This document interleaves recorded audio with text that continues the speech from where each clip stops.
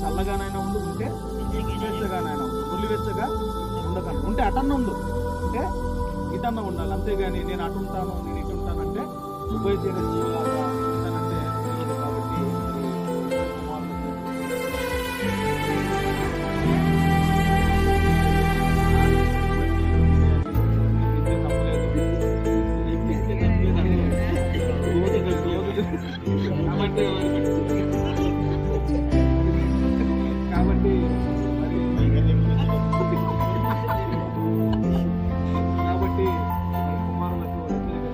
కాబట్టి ఎందుకు మరి బ్యాప్టిజం తీసుకోవాలన్నప్పుడు మరి పాత నిబంధనలో ఏ బ్యాప్టిజం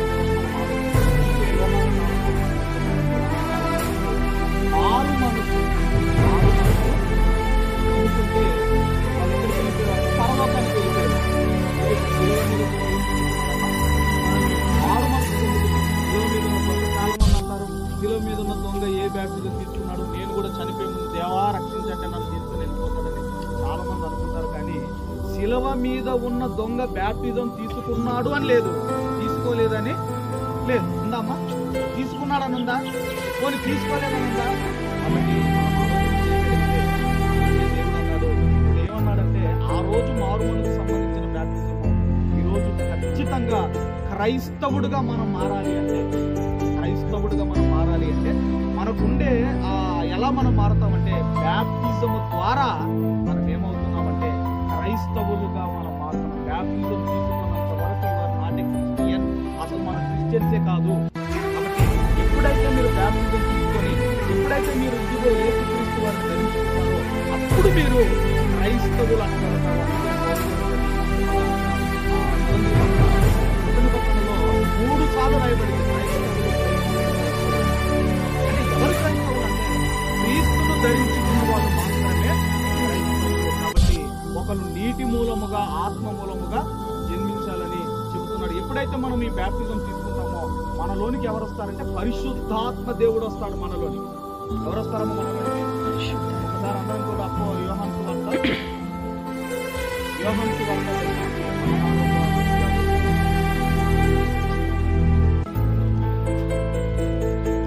యోహాను సువార్త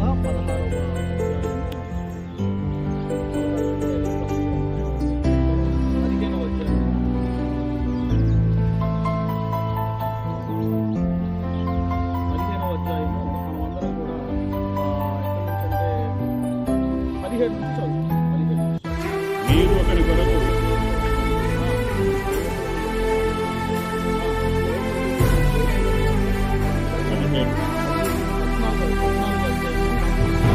నేను మీకు నేను తండ్రిని వేడుకొందును,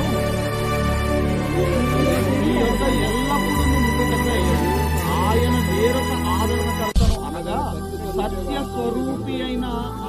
సత్యస్వరూపియగు ఆత్మను మీకు అనుగ్రహించును. లోకము ఆయనను చూడదు, ఆయన ఎరుగదు కనుక ఆయనను పొందనెరదు. మీరు ఆయనను ఎరుగుదురు, ఆయన మీతో కూడా ఆయన మీలో ఉంటున్నాడు. పరిశుద్ధాత్మ దేవుడు మనలోనికి ఎప్పుడు వస్తాడు? ఎక్కడున్న మాట? ఎవరు చెప్తున్నారా మాట? ఎవరు చెప్పారా మాట? మొదటి అపోస్తల కార్యములు 2వ అధ్యాయంలో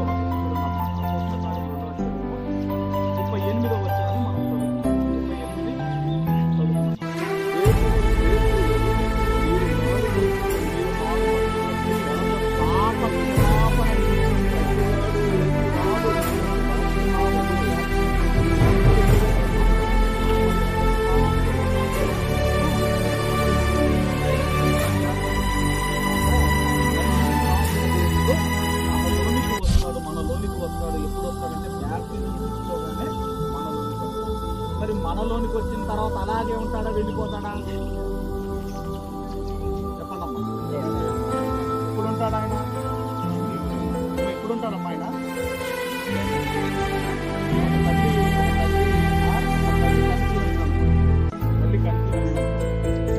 ఏది పడతా తినచ్చా అమ్మా? ఎట్లా పడతా అలా పడుకోవచ్చా? ఏది పడతా తినుకోవడానికి లేదు, ఎలా పడతా పడుకోవడానికి. నేను ఇటు తిరుగుతాను అటు తిరుగుతానంటే అంటే కడుపులో ఉన్న బిడ్డ క్షేమముగా ఉండాలంటే తల్లి ఏం చేయాలి? కొన్ని జాగ్రత్తలు తీసుకోవాలి. కొన్ని ఆహార జాగ్రత్తలు కావచ్చు, కొన్ని ఎక్సర్సైజులు కావచ్చు, కొన్ని జాగ్రత్తలు తీసుకోవాలి. అలాగే మనలో ఉన్న పరిశుద్ధాత్మ దేవుడు మనలో ఉండాలంటే ఆయనను దుఃఖపెట్టకుండా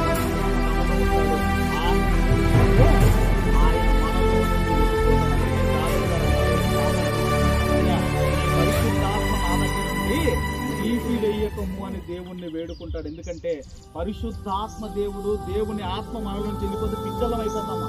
సౌలు ఏమైపోయాడమ్మా? సౌలుకి ఏం పట్టిందమ్మా? పిచ్చి పట్టింది సౌలుకు. అందుకే దావీదు గారు వెళ్ళి మళ్ళీ ఇన్స్ట్రుమెంట్ ప్లే చేయడం, దయ్యం పోవడం, మళ్ళీ ఆత్మ పోవడం, మళ్ళీ ప్లే చేయడం, ఆత్మ పోవడం. ఎందుకంటే దేవుని ఆత్మ మనలోనికి బలం తగ్గిపోతాడు. ఎలా బ్రతకాలంటే కొన్ని మన జీవితంలో కొన్ని అణుచుకొని కొన్ని దేవుని కొరకు ఏది ఇష్టమో ఇక్కడ నుంచి మనకి దేవుని ఇష్టం, యేసుక్రీస్తు ఆయన ఇష్ట ప్రకారంగానే మనం బ్రతికితే జీవితంలో ఖచ్చితంగా మీరు చేయకపోతే. ఎందుకంటే దేవుని కొరకు బ్రతికిన ఏ యవనస్తుడు కూడా చెడిపోయినట్టుగా మనం ఎక్కడ కూడా మనం చూడ యోసేపు గారు కానివ్వండి, దానియేలు గారు కానివ్వండి, సొలొమోను గారు కానివ్వండి, వాళ్ళందరూ కూడా దేవుని జ్ఞానాన్ని పొందుతున్నారు. దేవుని కొరకు బ్రతికారు. కుమారులు కూడా దేవుని కొరకు బ్రతుకుతారు. లోకానికి దూరముగా లోకం నుంచి వేరైపోయి మీరు కూడా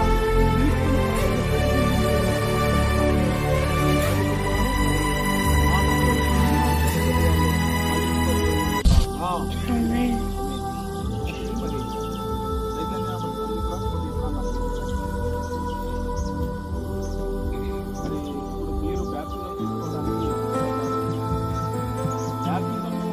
మీ అంతటా మీరే తీసుకోవాలి.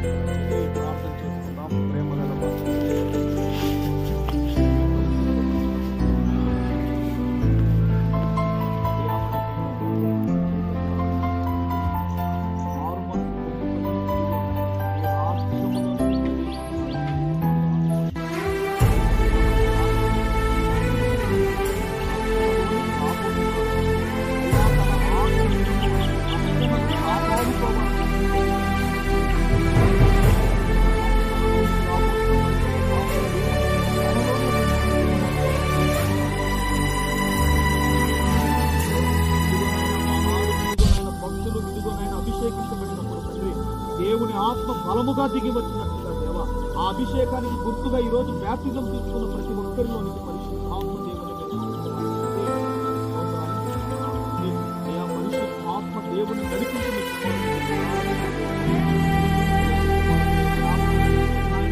ఎదుగునైనా మరి ఎదుగునైనా యోసేపు వలె ఫలించేటి కొమ్మ వలె మీరు నిలవబెట్టమని శక్తి కలిగిన ఆయన మీ పిల్లలు మీరు తలగానే ఉంచే దేవుడు ఆయన మీరు దీవించే దేవుడు మీరు ఆశీర్వదించే దేవుడు తండ్రి అయ్యా మరి తండ్రి మీ యొక్క తండ్రి అమ్ముల పొద్దులో బలమైన మానవుగా నీ కుమారుడు మారాలి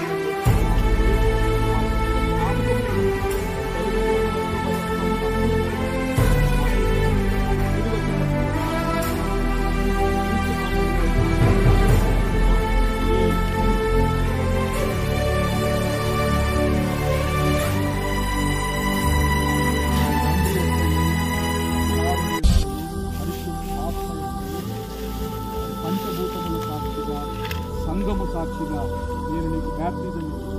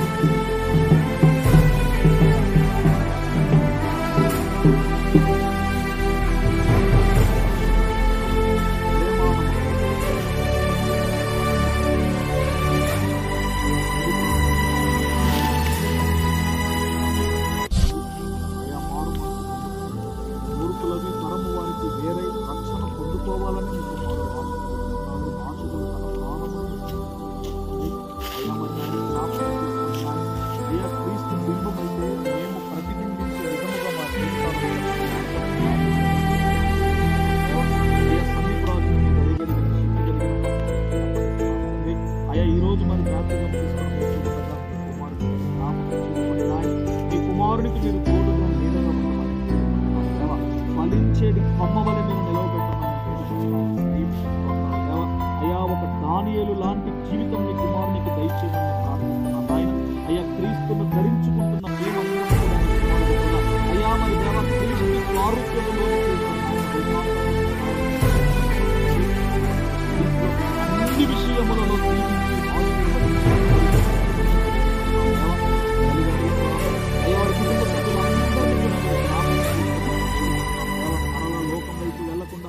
లోక మర్యాదను అనుసరించకుండా మీ పిల్లలను కాచి దాచి మీరే కాపాడమని వేడుకుంటున్నాను దేవా.